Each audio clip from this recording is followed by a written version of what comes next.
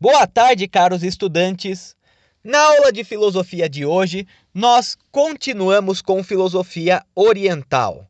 Na aula anterior, nós tratamos sobre a filosofia védica, suas origens, sobre o papel dos Vedas, assim como também a chamada Ástica, que é a ortodoxia védica, ou seja, movimentos filosóficos que tinham como base a interpretação dos Vedas e que em geral eram bastante dogmáticos, não buscavam de certa forma um rompimento com as antigas tradições védicas, às vezes uma releitura, uma reinterpretação, mas não rejeitava os Vedas.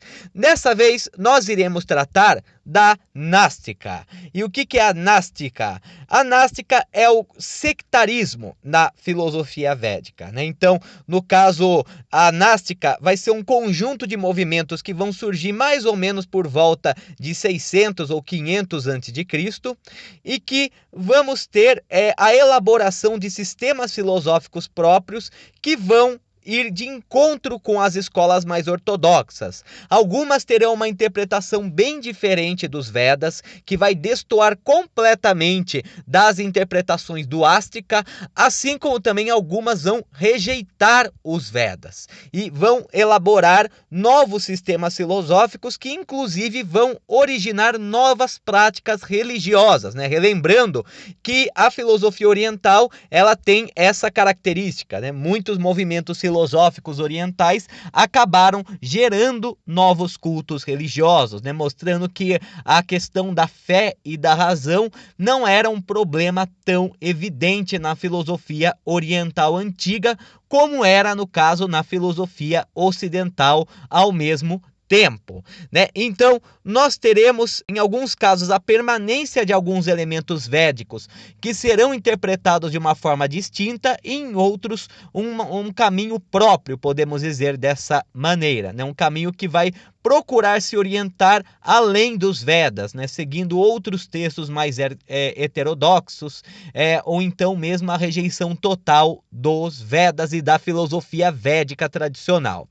Então, entre os principais ramos do Nástica, nós podemos elencar, sobretudo, 4 grandes escolas principais, A primeira é a que terá origem com o Mahavira, por volta de 550 a.C., mais ou menos, E o que o Mahavira ele vai fazer, Ele vai criar um novo movimento que será conhecido como o movimento Jain, que irá originar uma religião que é o jainismo, Então, quem que foi o Mahavira? O Mahavira, ele é considerado, segundo o jainismo, o último de uma série de 24 seres humanos que alcançaram a libertação espiritual, ou seja, a moksha, a libertação da alma, após encontrar o Dharma, Isso é fundamental, isso tem uma grande importância, lembre-se,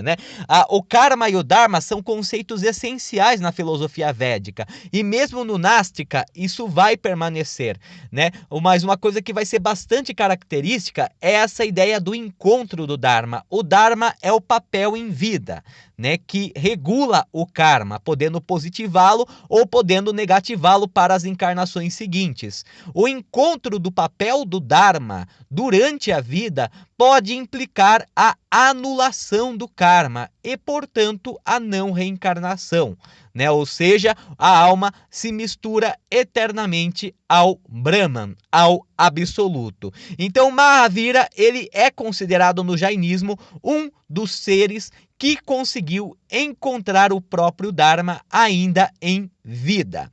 E por isso ele também é tido como um ser iluminado. Por isso ele também é tido numa função de um profeta, até mesmo podemos dizer dessa maneira. Então, o Mahavira, ele cria o jainismo, que é um sistema filosófico e religioso que tem como base principalmente a não violência, né? Então esse é um foco fundamental.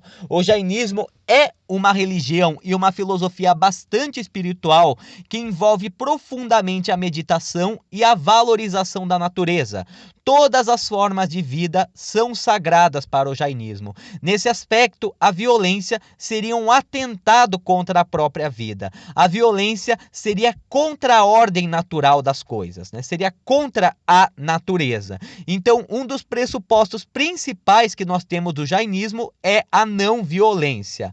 Nós temos também a crença na alma viva, ou seja, né, na ideia da alma como um elemento vivo, como um elemento sempre presente, como um elemento que mesmo quando desencarna do corpo permanece vivo, e a igual importância de todas as coisas. O jainismo, ele é bastante característico por considerar que todos os seres, eles possuem a mesma importância. Todos os seres possuem alma, possuem espírito e, portanto, todos eles são valorizados. Nesse aspecto, o jainismo, ele é também uma filosofia religião vegana, né, no aspecto de que não se costuma consumir nada que seja proveniente dos animais, já que os animais, eles têm uma alma que é tão importante quanto a alma humana. E matar um animal para saciar algum desejo humano, seja o desejo de fome, né, podemos dizer dessa maneira, né, isso é contra a lei da natureza para o Jain. Né? Então, outra característica que nós vamos ter também do jainismo, né, é uma religião que vai envolver bastante meditação e que tem como foco também, na base do controle pessoal, o autocontrole. Né? Então, o jainismo, ele busca o autocontrole, se livrar de todos os vícios, se livrar de todas as amarras que prendem a alma ao mundo terreno. Essa é uma característica central do jainismo e que tem como consequência a independência, a ideia de que o ser humano, né, o ser vivo de uma forma geral, ele não necessita de nada material e de nada terreno para sobreviver. O ser humano é a alma viva que está encarnada num corpo, né? Então, as amarras materiais, a prisão material atrapalha a própria iluminação. Então, uma característica que nós temos também relacionada ao jainismo é muitas vezes a própria mortificação pessoal, o autossacrifício, né? Viver constantemente em situações de dor ou de sofrimento, pois o sofrimento material, a dor, ajudam a libertar a alma viva, né? Então o jainismo, ele tem essa característica de autossacrifício. Ela é contra a austeridade, né? Ela é contra a acumulação de riquezas, né? Você tem muito comum no jainismo a mendicância voluntária e viver apenas com aquilo que é o suficiente. Viver apenas com aquilo que a natureza pode te prover, né? Porque o que importa é a alma viva e não o corpo preso nas questões materiais, né? Até inclusive o jainismo, ele tem um paralelo muito interessante com a escola do cinismo, né, que é praticamente contemporânea a ele na Grécia Antiga, né, na verdade é posterior, né, no caso é levemente posterior, né, que tem também essa ideia, né, da autossuficiência, de viver apenas com aquilo que é necessário e de não ligar para as convenções sociais, né? Então pode até supor que alguns desses movimentos, né, como o caso do jainismo, poderiam ter uma influência direta sobre algumas das escolas do movimento helenista, né? Então, o jainismo, ele inicialmente, ele tinha a crença no Jiva, né, que seria o princípio vital, uma força vital que gerencia todas as coisas e que está igualmente distribuídas em todos os seres, né, e com o tempo acabou se tornando uma religião ateia, uma religião sem Deus, né? Então existe um sistema de crenças, existe um sistema de ritos, existe um sistema de práticas, né, com também lideranças espirituais, o que faz com que o jainismo seja uma religião no sentido clássico da palavra. No entanto, não há crenças em deuses, né, ou em algum deus. A única coisa que existe é o Jiva, que é a energia espiritual que regula todas as coisas. O jainismo, nesse sentido, ele acaba sendo, de certa forma, panteísta, né? Na ideia de que a própria natureza é divina, de que o próprio cosmos, a sua própria harmonia, ela é divina. Não há um Deus que criou o cosmos, mas o próprio cosmos, a própria noção de natureza são coisas divinas, né? E a alma viva é a grande representação dessa divindade da natureza e por isso que ela deve ser preservada, mesmo que isso envolva o sacrifício do corpo. E é por isso que todos os seres vivos devem ser respeitados, né? O jainismo ele é uma religião até hoje muito popular na Índia, tá certo, né? Está bem atrás em quantidade do budismo, do hinduísmo e até mesmo do sikhismo, mas é uma religião que tem vários adeptos no subcontinente indiano até nos dias de hoje e que teria se originado do sistema filosófico criado por Mahavira. A gente terá também o Charvaka, né, ou Tsarvaka também, como é pronunciado algumas vezes. O Tsarvaka foi uma escola que teve como base, né, a filosofia do sábio Aditya Kesakambali. Né? Aditya Kesakambali, ele propôs uma interpretação naturalística e materialista do Veda. Então, o que isso significa? O Tsarvaka, né, ele tem uma base que é bastante material e que muitas vezes acaba rejeitando as questões espirituais, né? Então, ele interpreta o Veda sempre com base nas questões materiais e nas questões naturais, né? Na própria natureza, podemos dizer dessa forma. Inclusive, ele se desenvolve numa filosofia natural importantíssima também na Índia antiga. E uma característica dele é que a sua doutrina se baseia no ceticismo e da indiferença religiosa. Então, o Tsarvaka, diferentemente do jainismo, ele não acaba convertendo num sistema religioso por uma simples razão, pois a religião é indiferente para o Tsarvaka, né? O Tsarvaka, para ele, as religiões, elas não explicam a realidade, né? Os cultos religiosos são apenas uma questão de fé, mas na verdade o mundo ele é material, o mundo ele é regido pela natureza. As religiões são indiferentes em certo sentido.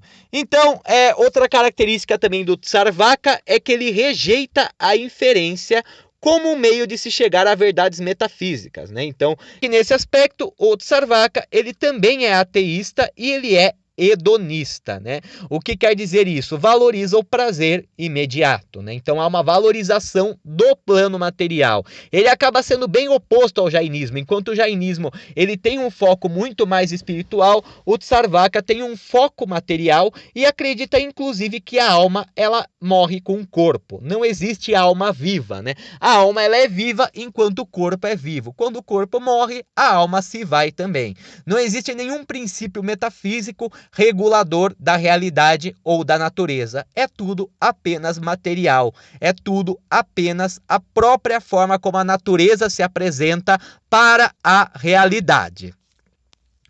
Outro ramo do Nástica que terá uma grande importância para o contexto que nós estamos trabalhando é o budismo. Né, o budismo que se converte numa religião, uma das quais tem mais adeptos no mundo contemporâneo. E como que é o budismo? Né? O budismo ele tem origem com um príncipe da região do Nepal, no Himalaia, chamado Siddhartha Gautama. Siddhartha Gautama ele foi um príncipe que acabou tendo todo o luxo que ele poderia ter, né? Toda a fartura, toda a luxúria, né? Nada faltava a ele, né? Ele vivia em seu palácio numa espécie de bolha, numa espécie de utopia, né? Não faltava nada a ele, até que um belo dia ele resolveu sair do palácio e se surpreendeu com a miséria e com a pobreza. E com isso ele passou a refletir e a meditar sobre o que levou aquelas pessoas a viverem daquela forma e, mais importante do que isso, como aquelas pessoas viviam daquela forma. Siddhartha Gautama ele tinha tudo à sua disposição. Para ele era impensável imaginar uma pessoa que não tinha nada, uma pessoa que tinha que lutar pela sua própria sobrevivência todos os dias. Isso então o levou a uma jornada material e espiritual que foi quando ele passou a viver uma vida de privações, de mendicância voluntária, fazendo vários sacrifícios, né? Uma vida de grande mortificação, sendo que inclusive ele foi protegido por vários animais, né? Como a vaca, né? E a naja também, que acabam sendo sagradas também em muitas regiões da Índia por conta disso, né, pois elas são animais que teriam auxiliado Buda. Ele teria passado muito tempo meditando em uma árvore também para tentar alcançar o estado de iluminação, o que foi feito, né? Tanto que o Siddhartha Gautama, ele passa a ser conhecido como o Buda, o iluminado, né? Então, o que o Buda ele defendia, né? Ele defendia a ênfase no despertar espiritual. E com isso, então, ele pregava a autossuficiência espiritual, né? Ou seja, a alma é o suficiente para o indivíduo. Né? O corpo ele é apenas carne, ele é apenas matéria que vai se decompor. É a questão espiritual que é relevante no budismo. E as amarras materiais é o que nos prendem, é o que nos enfraquecem. Né? Siddhartha Gautama, como príncipe, ele tinha tudo à sua disposição e era espiritualmente fraco. Buda não tinha nada à sua disposição e com isso ele conseguiu alcançar a luz, ele conseguiu alcançar a iluminação, né? Que é o chamado Nirvana, né? O Nirvana, que é o estágio ideal que leva à libertação da alma, né? A chamada moksha. Então, o Nirvana é o grande objetivo do budismo. O budismo, assim como o jainismo, ele é uma religião ateia. Ele não acredita em deuses e também ele acredita em um universo sem começo ou fim. Uma coisa bem característica do budismo é que não importa muito a criação do universo ou o fim do universo. Na verdade, essa crença nem é comum na maioria dos ramos do budismo. O que importa é apenas a própria libertação espiritual do ser a partir da meditação, a partir do rompimento com as questões materiais. Então, né, uma das propostas, inclusive, do Buda é romper o sofrimento trazido pela roda do karma, né? A samsara, né? O caminho da reencarnação, né? O trajeto que todo espírito faz quando ele morre, então encarna novamente. E para ele, né, o caminho do meio é o ideal. Você evita o extremo, você evita os extremismos. Então, com isso, né, o budismo ele irá formar uma religião de grande importância na Ásia, principalmente, como nós veremos ainda nessa aula.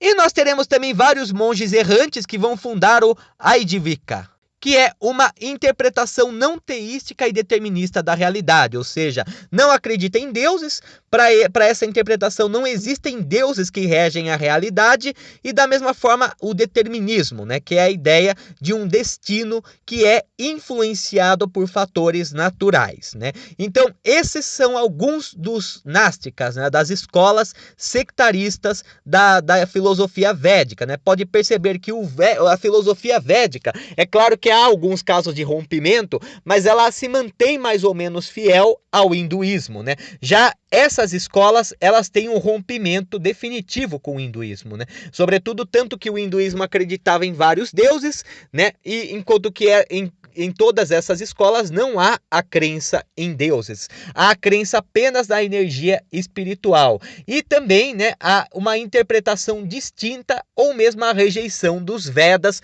acaba fazendo parte da nástica, embora, né, muitas delas ainda acabem se apropriando de conceitos como karma, dharma ou samsara, né, que são inclusive muito importantes no jainismo e no budismo também. Com isso nós podemos introduzir então a questão do budismo, né? A história do budismo. O budismo ele é uma religião que se propagou muito rapidamente a partir do século V a.C.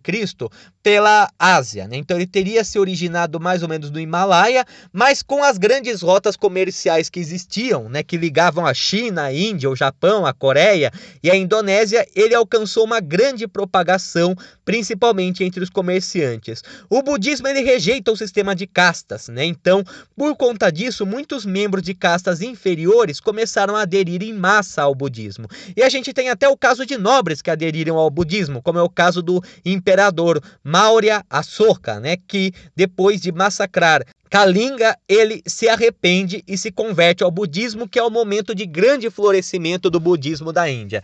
Não demora muito para o budismo se espalhar para a China, chegar ao Japão, ao Tibete e até mesmo na Ásia Central nós encontraremos a propagação do budismo. Existem muitas histórias relacionadas ao Siddhartha Gautama, né? Além da história dele ter encontrado a iluminação, né? Há várias histórias e representações que nós temos dele, né? Então, algumas das representações que a gente tem no budismo, o budismo, como ele é uma religião que ele se propaga muito rapidamente, ele acaba se mesclando com tradições regionais e com isso outros ramos vão se formando, né? E nós percebemos até mesmo nas representações do Buda. O Buda chinês e japonês, ele costuma ser representado como um senhor obeso, né? Como uma figura obesa, para indicar inclusive a fartura, né? E a fertilidade, né? Até inclusive, né, o Buda obeso ele é muito comum na China e no Japão, porque na verdade ele acaba sendo uma releitura dos deuses da sorte, né? Dos deuses da felicidade e da sorte, né? Então, acabou sendo essa adaptação que foi feita da conversão da China e do Japão para o budismo. Já o Buda indiano, ele é representado mais alto e mais magro também, né? Em grande parte porque, como o Siddhartha Gautama ele teria passado por muitas privações durante a vida, ele provavelmente não teria a forma obesa que muitas vezes é representada no Extremo Oriente. Muito pelo contrário, por ter passado a necessidade, ele teria o corpo muito mais frágil, né? Por conta disso. Então, outras histórias também que nós temos relacionadas ao Buda, né? A história do Angulimala, né? Angulimala, que foi, no caso, uma criança, né, que nasceu numa constelação ruim, né, mas que os pais dele fizeram o possível para que ele não seguisse o caminho ruim, né? Então resolveram fazer com que ele se dedicasse a vários ofícios, até que ele acabou se destacando muito bem nos ofícios e o mestre dele, com inveja, acabou dizendo que se ele matasse 1000 pessoas, né, ele se transformaria no mestre, né? Ele acabaria tendo acesso aos conhecimentos secretos que o seu mestre não queria oferecer. Na verdade, o mestre de Angulimala, ele fez isso porque ele não acreditava que Angulimala iria conseguir, ele iria morrer no meio do caminho, né? Inclusive, ele pediu que um dedo de uma das mãos, né, de cada vítima, fosse então extraído, né, como uma prova de que ele teria assassinado, né? Então, Angulimala, ele consegue quase completar a sua missão, ele chega a 999 mortos, e quando ele estava se dirigindo novamente, né, para o seu mestre, para contar do sucesso da sua missão, ele teria encontrado uma 1000ª pessoa, que foi o Buda. Então ele tenta atacar o Buda constantemente, só que o Buda ele consegue se teletransportar. Ele cria uma ilusão para o Angulimala e o Angulimala nunca consegue chegar a ele. Aí então, né, o Angulimala questiona ao Buda como ele consegue fazer aquilo, e o Buda responde que apenas o caminho da iluminação espiritual poderia dar esse poder e não a violência. Angulimala então ele desiste da sua vida de assassino e passa a seguir o Buda, mas como o karma dele ficou muito negativo, ele passou uma vida de grande sofrimento até a sua morte, né? Então nós temos várias histórias relacionadas ao Buda, né, ao Siddhartha Gautama. E o que é o budismo, então, né, que é o sistema filosófico e religião que é proveniente dessa prática, né, desse pensador, né, que acabou se tornando também uma figura sagrada, né, embora não divinizada. Então, o budismo é uma religião e um sistema filosófico elaborado por Siddhartha Gautama, que foi difundido e organizado pelos seus seguidores, né? Então, o budismo mesmo ele foi organizado pelos primeiros discípulos do Buda.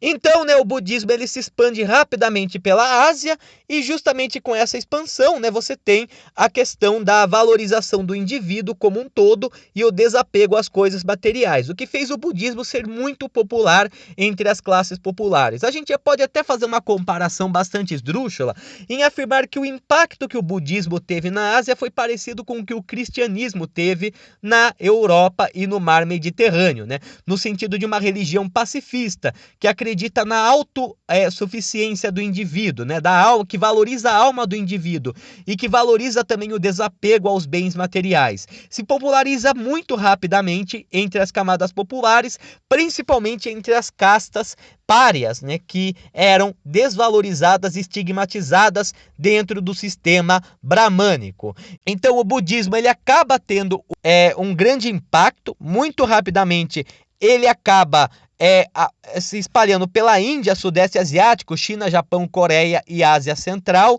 e na medida que se expandia o budismo também ele se reconfigurava, né? Ou seja, novos ramos acabavam se formando. Então, por exemplo, no Tibete, nós temos o lamaísmo, né? Que é a fusão do budismo com as religiões ancestrais tibetanas, né? Principalmente a religião Bon, né? Que era uma espécie de politeísmo tibetano e misturado com animismo, vamos dizer dessa maneira, que era muito comum no Tibete antigo até a chegada do budismo, né? Existe uma mescla entre essas duas religiões e com isso nós temos o surgimento do lamaísmo, né? Que até hoje é uma religião, né? Um ramo do budismo muito importante no Tibete, né? E que tem inclusive a crença no Dalai Lama, né? Que seria um líder espiritual, né? Um líder político, mas ao mesmo tempo também espiritual, que é reencarnado constantemente, né? Uma espécie de avatar. No Sudeste Asiático, você tem o budismo se mantendo em umas versões mais ortodoxas, que são as Hinayanas, né?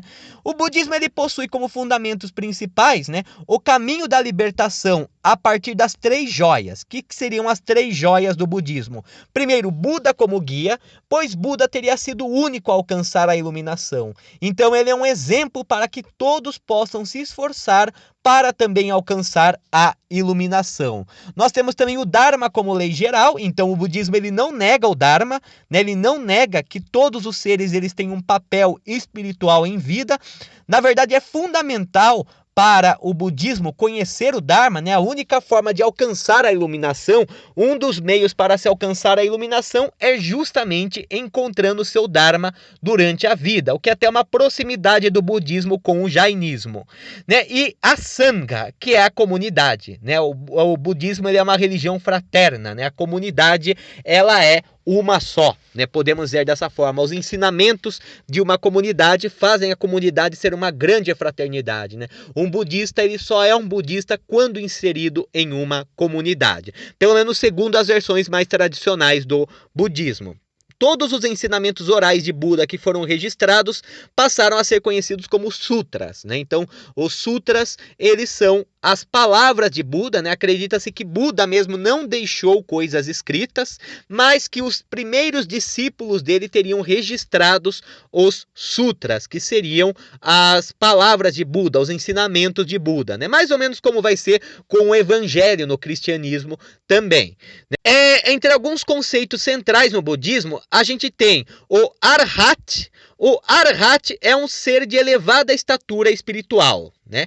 Os indivíduos que procuram alcançar a iluminação pelo bem comum são os Bodhisattvas, que vão ser justamente aqueles que buscam alcançar a iluminação a partir da mortificação pessoal, a partir do desapego do material, assim como também a partir da meditação. Então, os Arhats, que eram os seres de grande estatura espiritual, o que seria ser de grande estatura espiritual? Seria basicamente alguém que chegou muito perto da iluminação, né? Então, acreditava-se que era praticamente impossível alguém conseguir alcançar o Nirvana, né? Alguém conseguir alcançar a iluminação em vida. Só Buda teria conseguido. No entanto, aqueles que se aproximam mais da iluminação são os Arhats, enquanto os Bodhisattvas são aqueles que dedicam sua vida para alcançar a iluminação. Claro que depois esse termo se corrompe, né? Com o tempo esse termo ele vai se corrompendo. Mas os Arhats e os Bodhisattvas eles serão os grandes responsáveis pela difusão do budismo por todo o continente asiático, né? Então os intérpretes de Buda dividiram seus ensinamentos nas 4 nobres verdades, que são: a vida é sofrimento, né? Então a vida material ela é mortificação, ela é sofrimento, o que importa é a alma. O sofrimento vem do desejo, o desejo material principalmente, né?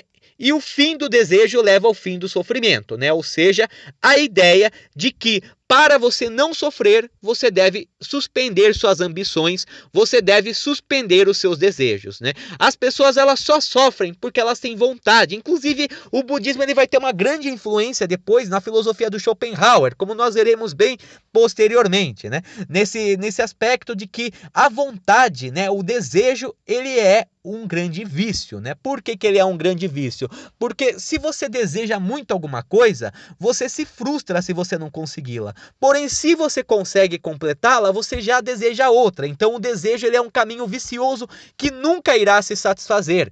Se o desejo é realizado, sempre outro desejo irá substituí-lo. Por outro lado, se o desejo não é realizado, isso implica na frustração, isso implica no sofrimento, né? Então, a vida, ela é um sofrimento porque ela é muitas vezes vivida como um desejo. E como superar, então, esse desejo? Como superar esse sofrimento? O budismo, ele acaba, então, desenvolvendo, né, a quarta grande verdade do budismo, que é o chamado caminho do óctuplo. E o que é o caminho do óctuplo? Os 8 caminhos corretos, os 8 caminhos necessários para suspender os seus desejos materiais e então poder alcançar a iluminação. E quais são os 8 caminhos corretos? Que são representados na roda, que é o símbolo do budismo, inclusive, né? São a compreensão correta, ou seja, compreender a realidade como ela é, além dos sentidos. O pensamento correto, ou seja, o uso da razão, né? Ou você pensar superando seus preconceitos, superando os estereótipos, superando as verdades que foram incutidas em sua mente. A palavra correta, ou seja, a pronúncia, você se livrar das ambiguidades, você conseguir se pronunciar e compreender os ensinamentos de Buda na íntegra e não pela interpretação dos bodhisattvas e dos arhats, né? A ação correta, né? Ou seja, a ação que vai levar o seu karma à positivação. O modo de vida correto também, né? O esforço correto, ou seja, todo o esforço que você deve fazer para alcançar a liberdade espiritual. A atenção correta, ou seja, quais são as coisas que merecem de fato a sua preocupação. Muitas coisas com qual nós nos preocupamos são totalmente irrelevantes do ponto de vista cósmico. A única preocupação verdade, a única coisa que merece a nossa atenção é justamente a libertação espiritual e a concentração correta a partir da meditação, a partir de trilhar um objetivo que deve ser fielmente seguido até o fim, né? Então, nesse aspecto, o budismo, ele vai ter uma grande expansão, né? E por conta do caráter sincrético do budismo, da mescla dele com religiões locais, nós teremos várias escolas filosóficas que vão ter distintas interpretações dos sutras de Gautama.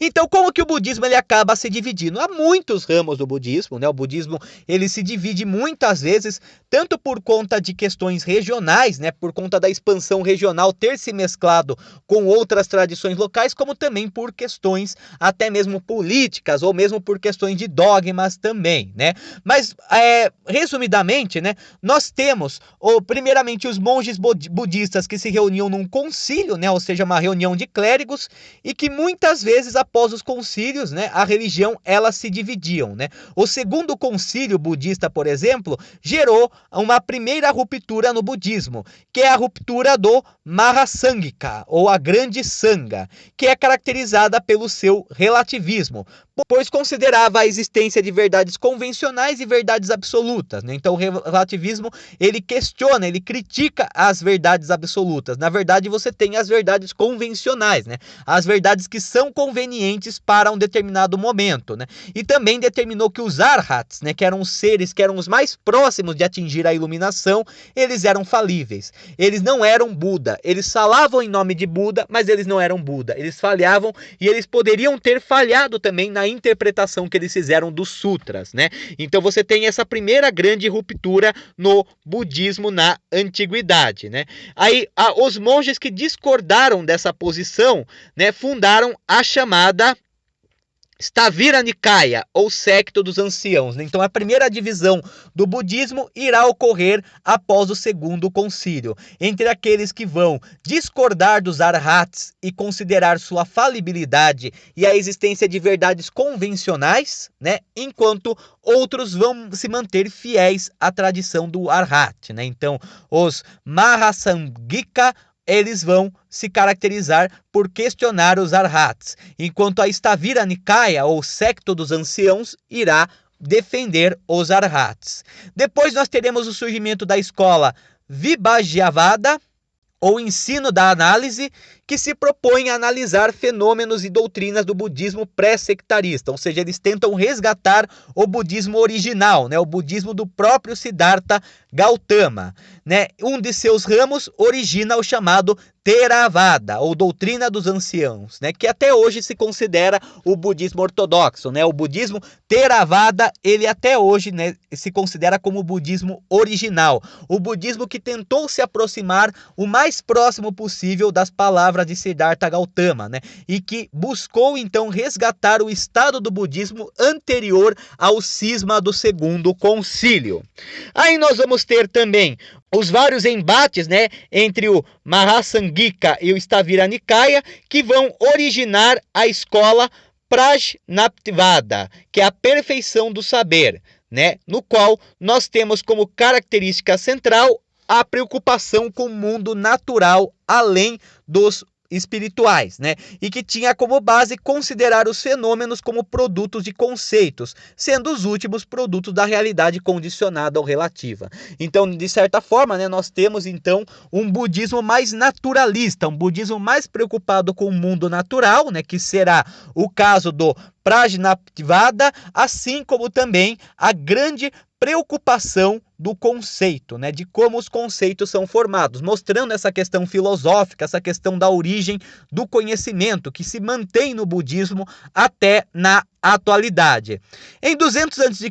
nós teremos a Bahusrutya, que é a divisão de sutras, que vai ter como um de seus representantes o monge Yajnavalkya, que dividiu os ensinamentos de Buda em transcendental, que são referentes ao nirvana e à iluminação, e os mundanos, que são referentes às coisas terrenas, né? Então, por isso que se chama a divisão de sutras, né? Porque ele divide as palavras de Buda, né, que são os sutras, nos sutras espirituais e nos sutras voltados às questões terrenas. No mesmo período também nós teremos o budismo Lokottaravada, né, que terá como base apenas os aspectos transcendentais ou espirituais do budismo. Em 190 a.C., nós teremos a Kasyapya, que considerava os eventos do passado como parte do presente, a partir de diversas formas e na falibilidade dos arhats também. Teria sido fundada por missionários enviados ao Himalaia. Então, a ideia de que não existe diferença entre passado e presente, que a diferença entre passado e presente é Maya. E o que é Maya? Do sânscrito, ilusão, né? Então, o passado e o presente são um só. Essa divisão é uma abstração que as pessoas fazem apenas por conta da ilusão ao qual são submetidas. Em 150 a.C., teremos ramos como o Tsaitika, que acreditava também na falibilidade dos arhats e a superioridade dos bodhisattvas. Então ela tem até uma questão política, né? Pois entre o conflito entre os arhats e os bodhisattvas, essa escola acaba sendo aliada dos bodhisattvas, ou seja, os arhats, os seres que estão próximos da iluminação, eles são falíveis. Agora os bodhisattvas, que são aqueles que se esforçam para alcançar a iluminação, eles são superiores, né? Em que sentido? O arhat, ele se acomoda, né? Vamos ver mais ou menos esse é o princípio que nós temos. O arhat, ao se aproximar da iluminação, ele vive um estado de comodismo, né? Enquanto que os bodhisattvas, eles continuam se esforçando para o real, né, para alcançar o nirvana, né? E também a questão, né, da veneração à arte que representa Buda como humano. Nós teremos também o Mahisasaka, que considera que tudo existe no presente simultaneamente, que as 4 nobres verdades deveriam ser meditadas ao mesmo tempo. Também outra questão que considera o tempo uma ilusão, né? E também nós vamos ter, né, durante a ocupação de Alexandre o Grande na Índia, né, na Ásia Central, após o fim do Império de Alexandre o Grande, nós teremos a formação de reinos indo-gregos, que vão mesclar a cultura indiana com a cultura grega. Inclusive teremos gregos que irão habitar lá e que irão se converter ao budismo. Um desses gregos será o Yonaka Dhammarakita, né, que vai propor uma revisão da filosofia budista ao considerar os ensinamentos de Buda superiores ao dos Arhats e rejeitando vários textos como fontes originais, né? E isso vai dar origem à escola revisionista, o Dharmaguptaka, que vai introduzir o budismo na China. É bem curioso pensar que, na verdade, um dos grandes responsáveis pela introdução do budismo na China foi uma pessoa de origem grega, né?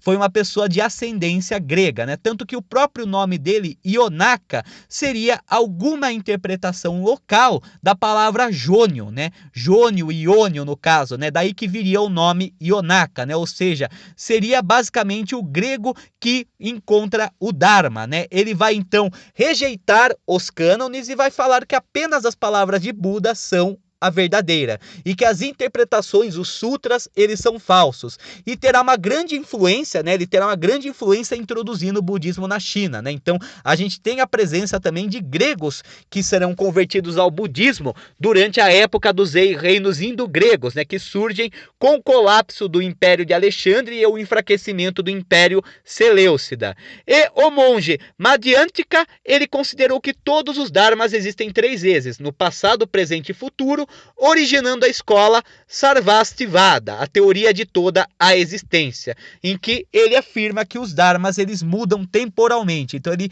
acredita na divisão de tempos, né? Ele não rejeita a divisão de tempos, né? Outra escola que irá também romper bastante com o pensamento tradicional, né? Embora ela nem chegue a ser considerada necessariamente como monástica, né? Porque ela ainda se mantém de certa forma fiel aos Vedas, mas faz uma interpretação muito diferente da filosofia védica, é o chamado Advaita, né? O Advaita é uma doutrina que seria proveniente do Vedanta, né? Uma das primeiras escolas do hinduísmo, como nós vimos que tem uma grande valorização do espiritual e da meditação, e que se tornou muito popular na Índia durante a Idade Média. E o que o Advaita ele defende? O Advaita ele combate o dualismo, por isso que se chama Advaita. A é não e Dvaita dualismo. Nós vimos na aula anterior os vários ramos do Dvaita, né, da crença do dualismo, dualismo moderado, dualismo não puro, dualismo não completo, entre tantos outros exemplos, né? No caso, o Advaita ele afirma que existe apenas uma realidade, que é o Brahman, o absoluto, né? Então, a grande preocupação de muitas escolas védicas tradicionais era a relação entre a alma, o corpo e o Brahman. O Advaita afirma que não tem essa preocupação, é tudo Brahman. Apenas Brahman é real e todo o resto é irreal, ilusório. É Maya, né, que é a ilusão que vem justamente dos nossos sentidos, né, que vem justamente do nosso erro de julgamento, né, o chamado véu de Maya, né, que encobre a realidade como ela é. Então, tudo que surge no absoluto é transitório, limitado e, portanto, destinado a desaparecer. A única coisa que não desaparece é o próprio absoluto. Todo o resto é mutável, todo o resto é efêmero, né? Então, o Advaita ele vai ter muitos sábios, né? Muitos sábios que vão seguir, né? E vão desenvolver essa escola, mas nós podemos considerar 2 principais. O primeiro seria o Bhaskara, que não é o Bhaskara da fórmula de Bhaskara na matemática, né? É um Bhaskara bem anterior, no caso, né? Que é o Bhaskara, também muitas vezes conhecido como Bhaskara 1, né? Para não fazer essa confusão com o cientista e matemático que vai ser bem posterior a ele. E o que o Bhaskara 1 ele era? Ele era um filósofo, astrônomo e também matemático. Ele teria identificado a longitude planetária, né? Ou seja, a localização dos objetos com relação ao leste e ao oeste, também estudou eclipses lunares e solares e escreveu sobre a importância de adotar leis matemáticas, né? Inclusive, ele que teria levado também, né, o pi, né, a representação do pi, né, 3,14 mais outras casas infinitas, para a Índia. Até então a Índia se usava o raiz de 10, que embora próximo não dá o mesmo valor e não tinha o mesmo resultado, né? Então ele teria pegado, emprestado o conceito de pi dos gregos e então teria levado para a Índia. E também considerou a consciência individual ao mesmo tempo diferente e não diferente de Brahman. Ou seja, a consciência ela se apresenta como algo diferente, mas no fundo ela é parte do absoluto, ela é parte do todo. No caso, ele fundou a escola Beda Beda, que é diferença e não diferença, né? Que vive justamente nessa ambiguidade da situação da alma. Por um lado, ela aparenta ser uma coisa autônoma, mas por outra, ela é apenas a manifestação do Brahman, né? Que nós entendemos como uma coisa diferente por conta de Maya, da ilusão. E outro que terá uma grande importância também será o Adi Shankara, que é o fundador da escola Abeda, ou não diferença, que tem uma posição monista, né? Apenas retomando, o que é o monismo? É a ideia de que, na verdade, a realidade ela é eterna e imutável, ou seja, a realidade é uma só, ela é infinita e ela não se altera. As alterações, elas são provenientes da ilusão, elas são provenientes de Maya, né? Então, o absoluto, Brahman, seria a única realidade existente e o cosmos é apenas a ilusão. E a consciência, apesar de viver no mundo das ilusões, é igual ao absoluto e, portanto, real. Então, né, você tem a consciência ela existe, né? Mas ela é a única coisa que existe, na verdade, né? Ela é uma parte do Brahman, ela é uma parte do absoluto, porque só existe o Brahman. No entanto, a consciência, ela é enganada, né? Ela é enganada por Maya, né? Ela é enganada pela ilusão. Então, no momento é isso, né? Então, essas que seriam as escolas que já têm um rompimento maior com relação à filosofia tradicional védica, né? A gente tem o caso das násticas, né, que muitas vezes rejeitam ou interpretam de uma forma totalmente diferente os Vedas, né? E o Advaita, que até se mantém fiel à tradição védica, no entanto acaba tendo uma interpretação monista da realidade, ou seja, da realidade sendo apenas Brahman e o resto sendo tudo ilusão. Na aula que vem, né, na próxima aula, nós trataremos então da filosofia chinesa. Uma boa tarde a todos e tudo de bom!